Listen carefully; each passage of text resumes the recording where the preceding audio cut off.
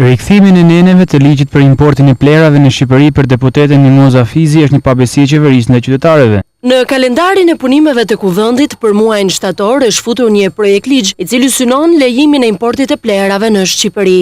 Kam kërkuar zyrtarisht që ky projekt ligj të tërhiqet mbrapsht. Rreziku i madh që i kanose mjedisit shqiptar nga ky import, si dhe demotivimi që importi i mbetjeve i shkakton gjithë procesit imperativ të përdorimit të mbetjeve shqiptare për të mirën e mjedisit dhe të ekonomisë son, i ngritin e këmbë shqiptarët në atë kohë. Aleanca kundër importit të plerave arriti të mbledhte 65.000 firma me kërkesën për referendum popullor për shfuqizimin e neneve përkatëse të ligjit.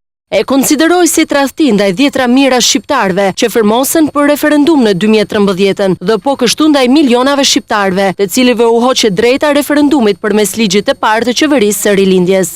Rikthimi i situatës së mëparshme është pabesi flagrante.